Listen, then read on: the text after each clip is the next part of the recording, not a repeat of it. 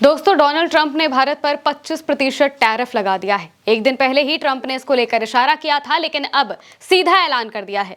Reciprocal tariff को लेकर दी गई डेडलाइन के 2 दिन पहले ही ट्रंप ने टैरिफ लगा दिया। उन्होंने पोस्ट के जरिए ये पूरी जानकारी दी।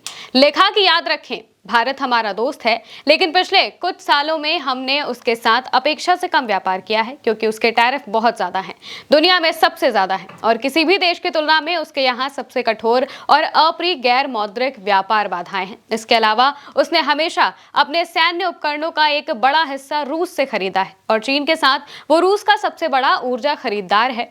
ऐसे समय में जब हर कोई चाहता है कि रूस यूक्रेन में हत्याएं रोके और सब कुछ ठीक नहीं है, इसलिए भारत को 1 अगस्त से 25% टैरिफ और उपरोक्त के लिए जुर्माना देना होगा। इस मामले पर ध्यान देने के लिए धन्यवाद मांगा। इसका मतलब है कि रूस से ट्रेड की वजह से भी ये टैरिफ लगा है। ट्रंप चाहते हैं कि पूरी दुनिया उनकी जी हुजूरी करे। वहीं जिस तरह की ट्रेड डील वो चाह रहे हैं, वैसा करने पर भी भारत राजी नहीं हो रहा है। इस बात से ही ट्रंप तिलमिला गए हैं।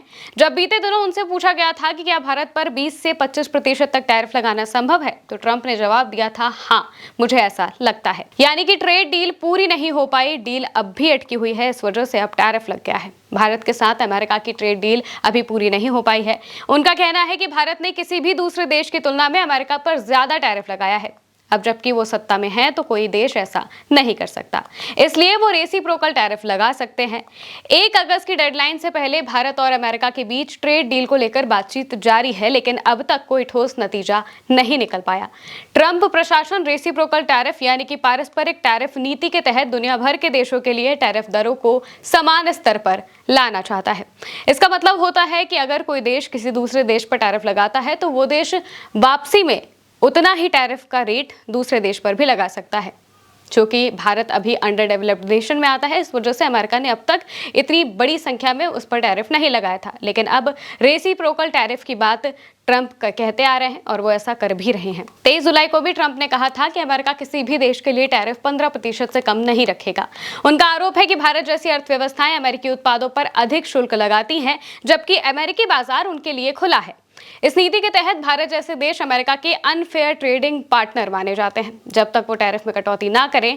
ट्रंप ने कहा था कि उनकी सरकार जल्द ही लगभग 200 देशों को अपने नए वर्ल्ड टैरिफ की जानकारी देगी।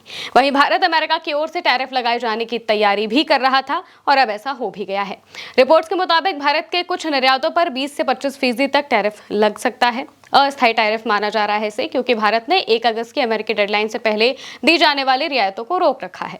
साल 2024 में भारत और अमेरिका के बीच 129 अरब डॉलर का व्यापार हुआ था, जिसमें भारत का लगभग 46 अरब डॉलर का व्यापार ट्रेड प्लस था। भारत से पहले अमेरिका जापान के साथ ट्रेड डील कर चुका है, जिसके तहत जापानी निर्यात पर 15% का टैरिफ लगाया जाएगा। अब भारत को 25% टैरिफ का सामना करना पड़ेगा। ये वियतनाम, इंडोनेशिया, जापान और यूरोपीय यूनियन पर लगाए गए टैरिफ से ज्यादा है।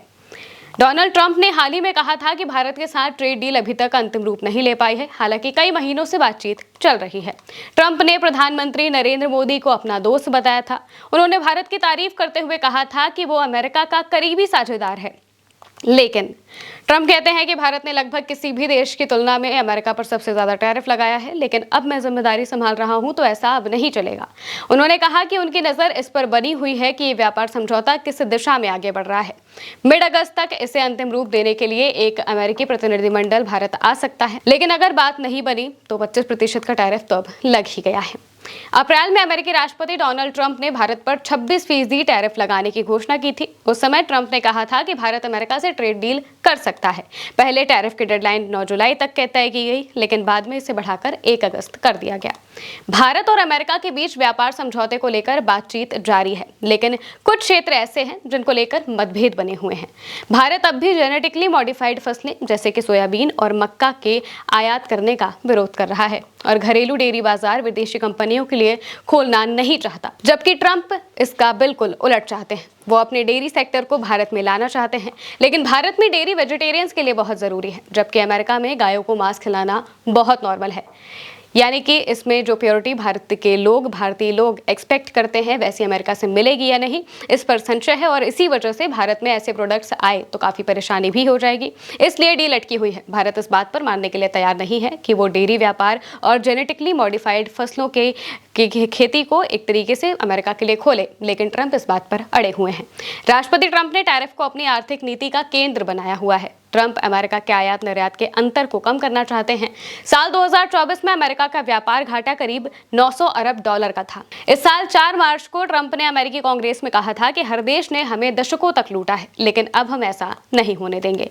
ट्रंप कहते हैं कि लंबे समय में टैरिफ से अमेरिका की निर्माण क्षमता में इजाफा होगा और नौकरियां भी बचेंगी। इससे सरकार का टैक्स राजस्व और आर्थिक वृद्धि दोनों बढ़ेंगे। उन्होंने कहा है कि टैरिफ से अमेरिकी सरकार की आमदनी बढ़ेगी और विदेशी कंपनियां अमेरिका में उत्पादन भी करेंगी। अब टैरिफ लगने के बाद क्या ट्रंप पलटी मारेंगे? इस सवाल को इसलिए भी पूछा जा रहा है क्योंकि जब जापान के साथ ट्रेड डील हुई थी और इससे पहले यूरोपीय यूनियन के साथ डील हुई थी, उससे पहले भी ट्रंप ने इसी तरीके का स्टेटमेंट दिया था। यानी कि पहले वो धमकी देते हैं और बाद में डील कर लेते हैं। ऐसा माना जा रहा है कि भारत के साथ भी कुछ ऐसा ही होने वाला है, क्योंकि डील अब लगभग अपने अंतिम चरण में पहुंच चुकी है। कुछ बातें हैं जिनकी वजह से अटकी हुई है, बहुत जल्द वो भी सॉल्व हो सकती है। अब देखना होगा कि भारतीय सरकार इस पर क्या रुख अपनाएगी। फिलहाल के लिए मेरे साथ इतना ही। आप देखते रहिए उल्टा चश्मा यूसी।